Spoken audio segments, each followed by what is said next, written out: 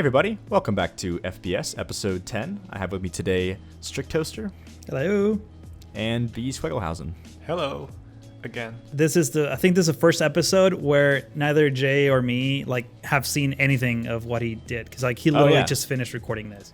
Yeah. So it'll be a total. It will be a surprise. Yeah. Yeah, which is awesome. So, anyway, we kind of were trying to distribute, who's going to do what for the next few episodes, and I went in with a totally different plan. But when I was just sitting in the save talking to Jay, I was like, wow, I kind of want to redo the train station above the. What terminal is this anyway? Terminal 1. Is this 1? Okay. Yes. Above 1, because at the moment it was on the other side of the terminal on the back, and it made a weird kind of banking sort of shape, and I just didn't really like it very much. So I had this idea of elevating it and then sitting it kind of on top of where the elevated pathway not really pathway, but the elevated, little roofing was. And at first I was like, all right, well, this might not work because there's all the props sink down onto the road, and it was all weird. And then I don't know, I just decided to try and run with it. So the whole actually this whole episode ends up being a lot of this, but I was kind of just running on this. I was like, you know what, halfway through this I was like, there's a 50-50 chance that I'm going to delete this entire thing and do something else. But I just kept going with it because I thought this is kind of a cool opportunity. I like these kinds of opportunities where it's the game looks kind of the things aren't really aligning right, but if I use the right props and I do things, I could probably make this look good, even though there's props intersecting and stuff. So that was the plan with this one, and actually I think it went pretty well. So we're gonna pretty much totally rework the whole front side of this terminal here. And the biggest challenge, like I said, was that when you elevate this train station, all those props drop into the middle. So I needed to cover up these roads that are kind of running through this way. And so that's where these buildings started to come in, and I decided to also do some kind of glass covers and stuff. What do you mean by the props drop down? Are you talking about the taxi stands that used to be there? No. If you look on the inside between those two buildings there's a cafe, and there's a Pepsi vending machine and a few other things. So all the props that should be inside of the train station don't actually get elevated. They're all dropped down into I see. the ground. So I need to cover them. I need to basically make a tunnel that runs through this area, which kind of makes sense anyway, because I wanted to have a big covered almost building entrance area in the middle anyway. So I wanted to cover everything up, and to do so I had to do a combination of buildings and the surface, poppable surface thing, and then of course the jetways that we use for everything for now. Everything, yeah. I actually use these so much for this. They're a lifesaver. I even doubled up on them. You can see I'm putting the lower level down here and the upper. But the idea was that since this train station lines so perfectly with the top of that area, you can see the doors line up perfectly with the poppable surface. I was like, we should make a restaurant up here. So that was sort of the idea, was to do a elevated train station with a restaurant on top, and then the building underneath with this pickup drop-off area. So this was kind of a weird part in particular. I needed to have a tunnel kind of entrance into the second part of this building, because the building itself is actually clipping the upper road. So I needed to kind of hide that. So that's where this cement tunnel comes in. And again, it's all looking very strange right now. I know there's a lot of clipping going on. So this is about the moment where I was 50-50 on keeping this or not keeping it. I just wanted to give it a good chance, because I thought that eventually I could probably pull it off if I kept working at it a little bit. And also, I should mention this. This is what we were talking about before I started recording. Unfortunately, there's a bit of a mismatch between the very center of the entire arc of the terminal, where the the roofing arcs and where the train station is sitting, and the parking garage is the center of the parking garage is on the other inner kind of corner. So the whole time I was trying to make it symmetrical, but it was pretty much impossible. The left hand side is a little bit longer than the right hand side for the tunnels and the overhang and stuff. So you're just trying to mess up with our OCD. That's what's going on here. Yeah, it drove me completely insane, actually. But fortunately, after a little bit of work, it ended up looking pretty even. So we'll get to that later on. But right now what I'm doing is I wanted to add a little bit of variety to the top, kind of make it a little asymmetrical. So we have these like kind of glass building pieces clipping out over here. And I wanted to make it feel like this upper area could actually be a restaurant. So, add some, and there I'm actually looking at the kind of the tables that Strict Toaster was using in the previous episode to If I'm not mistaken, I think there's going to be a lot of, there's going to be a lot of work on this episode from what we've been talking about in the chat as you were working on this, trying to make things less symmetric, because sometimes it's like they look way too perfect, and we'll get to that, I'm sure, when you tackle the signage. That I'm getting ahead of myself. No, that's a good little foreshadowing. But yeah, definitely symmetry was something that I had to tackle here because I couldn't make it symmetrical no matter how hard I tried. So this little restaurant up here ended up being pretty cool, actually. I used a lot of these little poppable planters and some of the Green Cities stuff, actually, the Green Cities hedges and grass and all that stuff, which is kind of cool. But I wanted to make this kind of modern looking, like, planter sort of situation with the concrete kind of at varying levels and stuff, and then we'd have some plants in here. I tried to clip a tree from the inside so that it would like come up. Nice. I almost got it too. Like, it looked pretty good, but that's a vanilla tree. It is a vanilla tree. How dare you? How dare you? It was the only one that was the right height, but in the end I think I just deleted it. That's too much Planet Coaster. Yes. It is. Trying to make trees into bushes by clipping them down. Yeah, that is too much Planet Coaster. I'm surprised that Jay knows a lot about Planet Coaster. I watch all your videos. I'm your biggest fan. Oh, I see. How do you think I got here? Not by watching my videos. So the other thing is these tables like vary in color, so I had to like keep same thing that Jay was doing. Welcome to my world, exactly. Plopping them until it was the right color. It was so frustrating. But I wanted the darker ones. It's a very elegant restaurant, so we got the nice dark colored tables going on. And I clipped the sides with the chairs into the hedges to make them look like they're up against the hedges, which is kind of cool. Nice. So I tried to make it a little more upscale, kind of a fancy restaurant. And actually, this is like the first episode that I did any work at nighttime. So you'll see a bit later on, we're going to actually have some lighting going on here, because I think I hadn't really worried about lights much beyond that. Maybe at the international terminal in like the first episode or something, but really not much other than that. So we'll start thinking about that more as we. This restaurant could even be just like like the VIP lounge as you wait to board your flight, because it's very well included into the past boarding area. I guess will be boarding area. I don't know.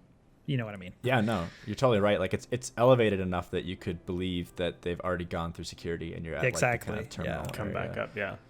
Yeah. So and it is very upscale. I use like all this nice wood, and like we've got these fancy tables, and then I'll also use some different cool lighting effects later on that'll make the whole area look nicer. It's a great place to get. Sorry, it looks like a great place to get hammered before some long flight. Yeah, really. The other thing, and going back even to the repetition and symmetry thing, is like adding some of those you saw maybe earlier on, adding some roof details and stuff, because it all just those buildings look kind of similar, because I plopped like 4 of the same ones at the bottom there. But just adding some of these tables here and kind of wrapping up this upper area. I think I wanted to add a couple more of these like staggered planter designs. I don't know if this is going to be like a recurring theme anywhere else. I just thought this restaurant would be kind of modern and seemed like a modern thing to do, so I tried to do that. Also, I noticed that you, Strict Toaster, used a lot of the more modern kind of design, like the square parks and the square stuff in your VIP area. Yeah. So yeah, this I didn't add these planters at that point yet, but this could have looked really nice.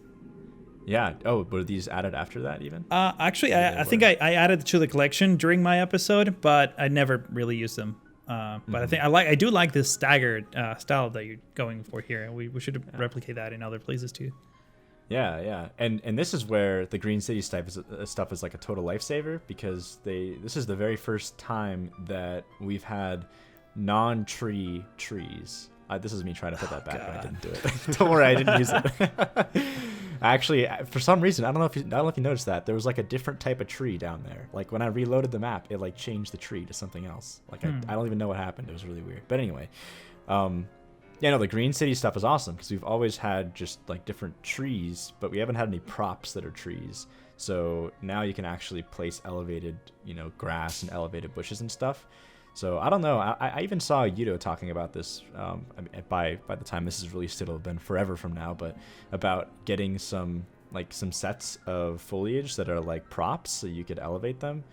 I know that's not really like a very common need for most people, but it'd be pretty cool for rooftop gardens and stuff like that. I don't know. I think those props are literally rooftop gardens with vanilla buildings in Green Cities. Yeah, you're totally right.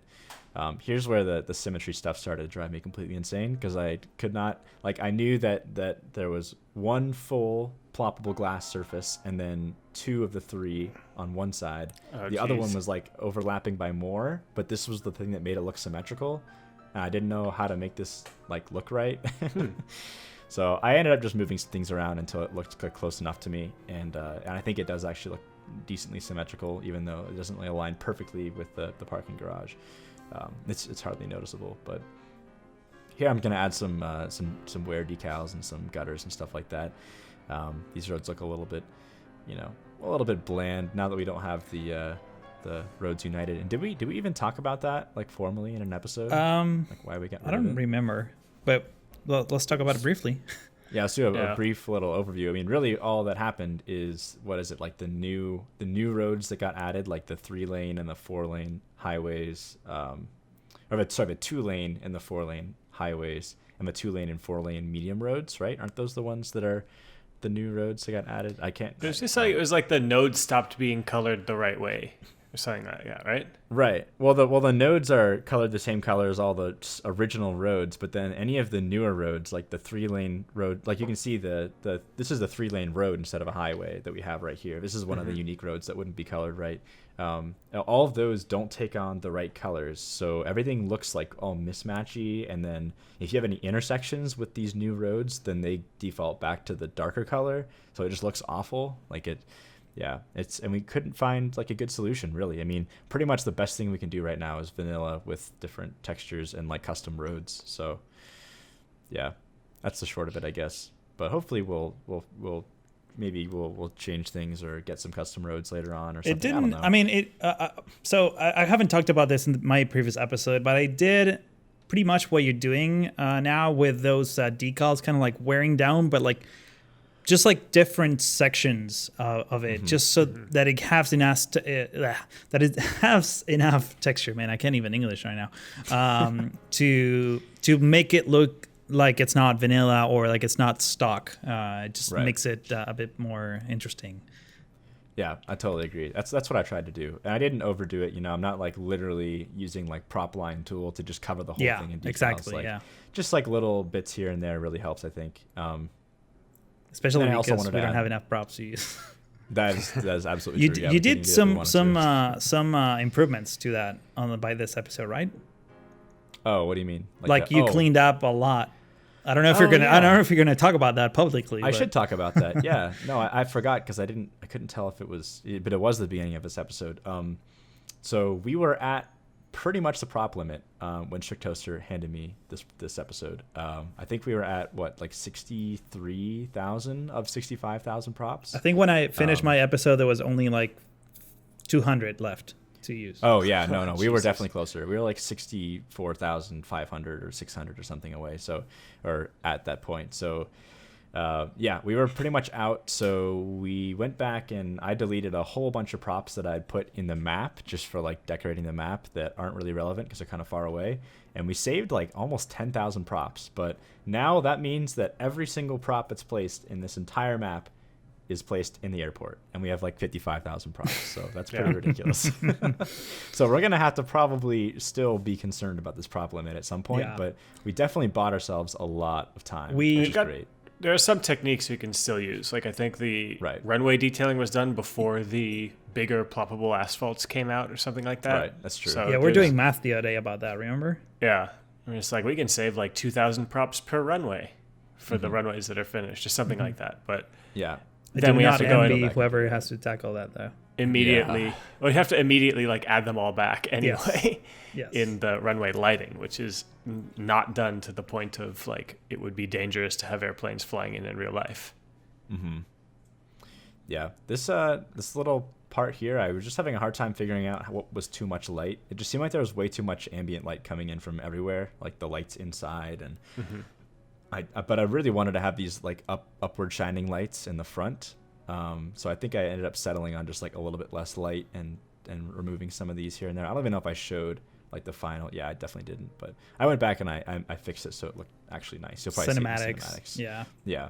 But anyway, man, on to something that took me so long to do. I did all of the signage for every single runway. Just straight up. I just was like, you know what? Strict Toaster's done enough. He's gone through enough with these runways, so it's my turn to take on one of the more tedious tasks. So I'm sorry, definitely not enough, because I still have to go back and do even more. I mean, we're like scratching the surface of this. More. Yeah. We are. You're right. But it was really but helpful. This was a pretty big thing, because we really won't have to touch on the signs much after this. Maybe we'll have to add some like ILS warning signs or for like iOS blockage or whatever. But there's like little things here and there we could probably add, but they'll be like more specific to what we actually do with the runways later on. So I kind of left them out as is, but I tried my best to cut down a lot on this. In fact, I'm really only showing you the absolute most interesting parts of adding these signs. I don't know what that means. I mean, it's pretty much all the same, but there were a lot of really like nauseating parts where I was just like panning around, copy pasting stuff. So didn't you feel like your hand got like really tired after a while? Like you could even, because you have to be so precise to like put them together. Yeah, just to get them to get close enough together. Yeah, that definitely drove me insane. It's really tricky, to get and the other thing is, since this whole area isn't perfectly flat, which I know we all know by now, which was like the worst mistake we could have possibly made, because it's caused so much problems. But when I was copy pasting with Move It was retaining the heights, and so sometimes they would be sinking into the ground, and I had to go back and like elevate them at different amounts, which was more tedious even. But the nice thing was these signs. So right now I'm just doing the runway entry signs, which were definitely the easiest to do, because all I had to do was I used basically the same sign and then reverse for the other side for each runway entrance. So I could copy paste the red part and then just add in the indicator for which taxiway you're coming from. So that was like not hard at all. I think we need to add the runway threshold sign to these signs as well. Oh yeah, I think so. Oh yeah, like the threshold. The double dash lines and the double solid lines. Yeah. Right. I didn't know if that went actually on the sign. Does it go on the sign? I think there's a sign that is that, and it goes there. Oh, okay. Yeah, that won't be hard at all. I mean, I could literally copy paste it onto each one of them. It would probably take like 10 minutes or something. Cool. So that wouldn't be too bad. I did notice that, though. I didn't really know where it went. But I did get all of the proper markings for each sign, and these were easy, like I said, because I could just copy paste for each, for each entrance of the same side of the same runway at the very least. But then the thing that was exponentially more tedious was definitely the signage for the taxiways, and this is something that basically you just can't copy paste them, because pretty much every single sign is unique, because you're gonna have like the taxiway you're on and the taxiway you're turning to. And so all the numbers are unique, as you move on to the next areas. You can't really copy paste anything, but in the end it was actually kind of fun. I ended up learning a lot about how taxiways work. I didn't know like anything about it before I went into this, so that was kind of. It's a very educational project. It is a very educational project. It actually is. I mean, I definitely can say I've learned a lot about airports. And I've learned a lot is that there are no rules for this stuff. Yes, it's really different every time, and you're looking. Yeah, it's so weird. It's like the signage. Oh, this is something that we actually talked about a ton. That we should mention is like symmetry and how the signs are placed, and if there should be one on each side or just on the left because the pilot's on the left. And it's like different for like a lot of airports. Like some of them will do double up on signs everywhere. Some of them will like always align with the what is that, the stopper? What do you call that? Threshold. Like the threshold, yeah. And some of them will kind of offset them so they're angled more towards the. It seems, it really does seem like there's not a lot of rules. I mean, the standard is just like obviously what the signs say, but there's not a lot of rules around exactly where they have to go either. For the most part, we're aiming for plausible. Like this looks plausible. So yeah. Right. This could exist and would probably pass regulation standards or something. But what I ended up doing after a bit of discussion is removing a lot of the doubled up signs, especially in areas where there were just like taxiways back to back connecting, and then you'd have like the same sign with like just a different letter duplicated 4 times in a row, and it just kind of seemed like it was overkill. So in a lot of those areas, I'll switch it back to just only being on the left-hand side. And then for the taxiway signage, like guidance signs, like the ones that I'm going to start doing right now, I only put them on the left-hand side, because if they were on both sides, we would have like an absurd amount of signs. I mean, even just having only a taxiway sign for every intersection, which is what I did. So, you know, there's like, just it tells you which one you're on, which is the black and yellow. Oh, well, they're both black and yellow, but the black background with the yellow, and then the ones that are yellow background with black is telling you, you know, it's a direction towards a new taxiway that you could merge onto. So you need these at each intersection. So we have one for each intersection at the intersection on the left-hand side, depending on which way you're going from. So obviously that means you need to have one for each direction, and it's going to be different because it'll be pointing in a different taxiway. In a different direction. I'm so thankful that you did this. Yeah, I'm watching this. I'm like, and I'm getting scared because Strict, you did the boring runways to start with, and now you've done this, which means next time we have some huge tedious task, I have to volunteer. I mean, the runways were nothing compared to this. Like seriously, I'm looking at this and I'm already really stressed. You're stressed. I mean, you said it though. The most frustrating thing is that all of these need to be at different angles. So when you place them, you have to highlight them and rotate them to the right angle, and then get them to line up. And then you have to like actually, you know, get them close together and actually not offset at all, which is a little annoying.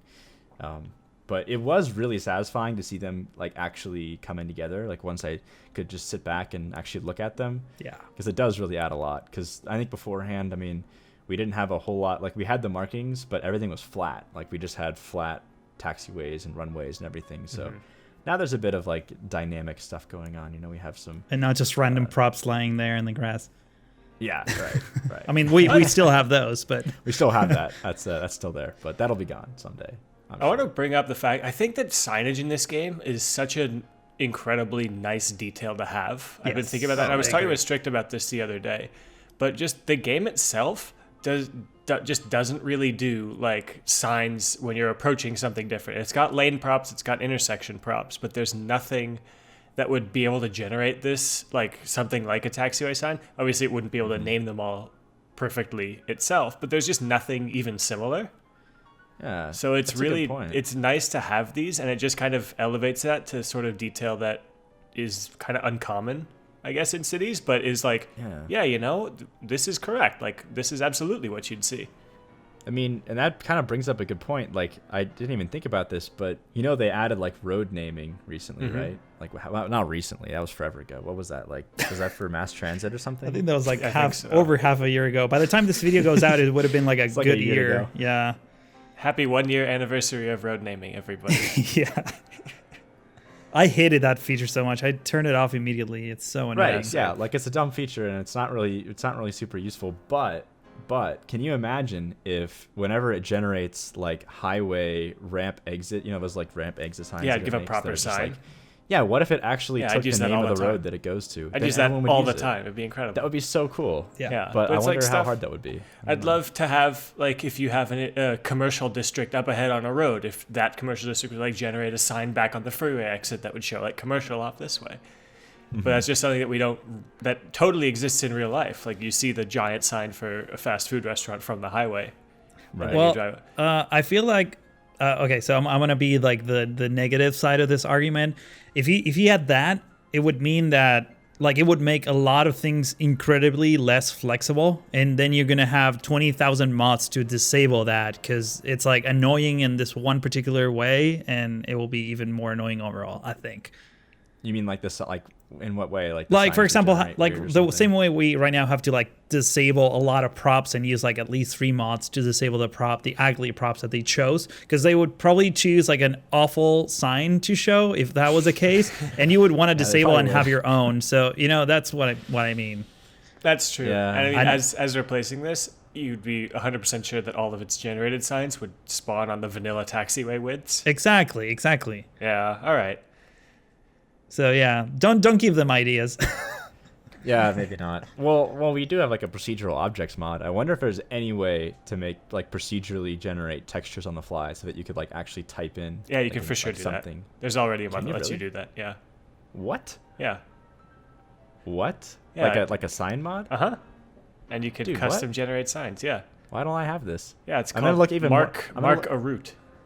It's I'm been gonna around look forever. way Oh, more but that's like good really now. old. It's old, but it's still maintained apparently and updated with new assets sometimes too. Huh. I used to use it way back in the day, but then got bored of manually naming all my roots. So I'm Yeah, hoping that I'm sounds all kinda about procedural generation these days. Yeah, that's the way to go. How much less work can I possibly do? That's the dream.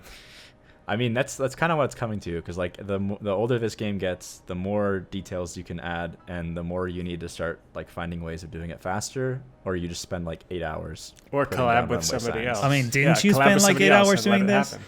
That's what I'm saying. There's got to be a better way. There's not, but I wish there was. But it's okay. I mean, It it's is what it is. I was like, it's for, It's kind of like a for Strict and I. There is a better way, which is get you to do just it. make me Yeah, do it. exactly. Yeah. Look at that. That's It's just use perfect. Look. persuasion to get someone else to do it. That's the as way to do it. procedural as it gets. I think of it as like a rite of passage, you know, like no one wants to take the time to put down taxiway signs for every single taxiway on their airport, and because it's so hard, nobody does it. So then it's cooler when you do it, you know. Yeah. Like if it was easy, everyone would do it. So boom. Yeah, we full of Oh, yeah. airports on Reddit. That's true. I mean, that's it's, true. there But I'm are, sure there's there people are, that do but, it. Yeah, but not there are as- people that do it. Yeah. It's not incredibly like it's not impossible. I mean, this probably took me like I don't know. It definitely took a lot of hours, but like it was just listening to some audiobooks, and it's manageable. You can do it if you just have some time to be zoned out for a really long time. I mean, but like if you think about it, one of the main reasons why we started this project is because we haven't seen any like airport that had That this have level done of this detail. detail, Right? That was yeah. the whole point Right. of doing this. Yeah. Particularly, Yeah, I think I mean- this level of detail on this scale. Like, I Yes. think even the Sinu airport had very high detail, but that was A tiny thing, yeah. this podunk teeny little thing. And this is hundreds of gates and 5 giant runways and cargo Yeah. like eventually. I mean, and there's so many cross-section taxiways. That's the thing that I didn't realize. Like looking at I just never really paid attention to that, but there are so many cross-section taxiways. Like I remember. Yeah, like, sorry with my about head, that. I like have my head down, like I'm in this zone, I'm just going like, okay, next one, what's the letter? Next one, switching the letters out, and then I'm like, damn, how many of these are there? And then I Yeah. look up and I'm like halfway through. I should have 100. told you that before. Like, don't zoom out because you will get really discouraged. Yeah, seriously. Yeah, I just do it. You zoom in and you just keep doing it until you get to the edge, and that's when you know Yeah. you're done. Yeah. But it does look pretty cool when it's Yes. all done, so it's worth it. Yeah, just watching the letters increase one by one. Yes. Yeah. It's like, oh god. I had to make up a lot of letters too because we had a lot of taxiways, but we didn't letter every single one of the sub taxiways. So Yeah, I didn't do a great I didn't job at mark that. them. No, that was okay. I didn't mark them, but I tried to make sense of everything, like the lettering, so that it would seem like logical. Because there's some areas where I needed to do like C1, C2, C3, but then there's other areas where it didn't really make a lot of sense to increment any one taxiway, so I just added new taxiway letters. But I'm It's- still and- amazed that you did all this. Seriously, holy crap. Yeah. And as we were doing hopefully this, it'll look good in the cinematics. You can see all the work done. Well, as we were I doing guess I'll this, have to. Oh, sorry. Go ahead. As we were doing this, I was talking with Flux. We're trying to figure out like how do you name these taxiways? Because again, this is one of Yeah. those things. It's all different. So it's like, is it C1, C2? Is it? I know JFK has some that's like CC. I guess Charlie, Yeah, Charlie, they'll double up on the letters. and then just to get more. And it's I think it just ended up perfect. Like judging by the letters I've seen you use already. Yeah, I think and- I kept it pretty consistent. Yeah, I think and that was the that's- big thing. Is just as long as that's you're pretty consistent with the fantastic. naming scheme, I think that's usually the best. So Unfortunately, we Yeah. won't be able to see the cinematics for a few months because right Yeah. now, as we record this, just so you know, like Flux put together, we're looking at this unlisted YouTube video, which only has the time lapse. So we have no idea what the actual final look of this will be. I guess once we haven't get the recorded them save, yet. yeah, Yeah. once we get the save, we will. But right now, we have no clue. yeah, I mean Yeah. it does look pretty nice, especially with the new relight settings, which we've been playing with a lot. I know we mentioned it last episode, but this is the last episode where I didn't have like current settings. So At the end of it, I think I'll probably be using for the cinematics. We'll have nice relight settings, and you can see everything. With relight, and the signs look so awesome at night. I mean, it's such a little detail, but like the fact that they stay full, like they light up, right? Light, they light up, and it looks so awesome. I love it. So anyway, we are actually like right at the end of the episode. So, yeah, that was it right there. So, and here are those cinematics we're talking about. Wow, well, these are really looking good, man. Great cinematics. I hope you're enjoying these fantastic cinematics with the relight, all that gorgeous stuff that I haven't recorded yet, but you will see it someday. Anyway, thank you all so much for watching. Be sure to check in on Beatswigglehausen's channel for the next episode. And as always, thanks for watching, and I'll see you next time.